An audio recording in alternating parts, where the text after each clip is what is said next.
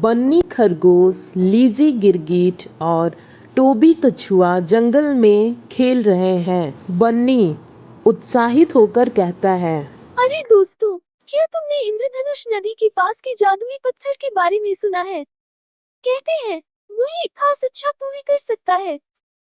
लीजी जिज्ञासु से कहता है, सच में, ये तो कमाल की बात है। हमें उसे ढूंढना चाहिए। टोबी शांत होकर कहता है, अगर यह सच है, तो हमें चालाकी से काम लेना होगा और एक साथ मिलकर काम करना होगा। चलो इसे आजमाते हैं। वे खुश होकर इंद्रधनुष नदी की ओर अपनी यात्रा शुरू करते हैं। तीनों इंद्रधनुष नदी पर पहुंचते हैं और एक पुराने बुद्धिमान उल्लू ओलिवर को एक पेड़ की शाखा पर बैठे देखते हैं। ओलिवर रहस्यमय तरीके से कहता है, यात्री, मुझे दिख रहा है कि तुम जादुई पत्थर की तलाश में आए हो। ये चमकती गुफा के अंदर छिपा है, लेकिन सावधान रहना, इसे पाने के लिए तुम्हें 3 चुनौतियों का सामना करना होगा। हम तैयार हैं। ओलिवर सिर हिलाते हुए कहता है, बहुत अच्छा, सामने वाले रास्ते पर चलो और याद रखना, मिलजुल कर काम करना ही सफलता की कुंजी है।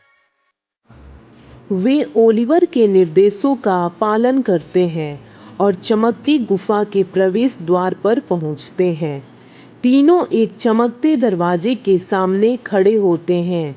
अचानक एक रहस्यमय आवाज गूंजती है, मैं जवानी में लंबा होता हूँ और बुढ़ापे में छोटा हो जाता हूँ। मैं क्या हूँ? तीनों एक दूसरे को देखते हैं और सोचने लगते हैं। लीजी जिज्ञासु से कहता है, जवानी में लंबा और बुढ़ापे में छोटा, ये क्या हो सकता है? टोबी मुस्कुराते हुए कहता है, मुझे समझ आ गया, यह एक मोमबत्ती है।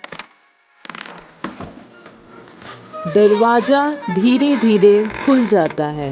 बन्नी उत्साहित होकर कहता है, सही कहा टोबी। लीजी जिज्ञासु से कहता है, चलो अगली चुनौती की ओर। वे 3 लीवर देखते हैं जो अलग अलग रंगों की रस्सियों से बंधे होते हैं।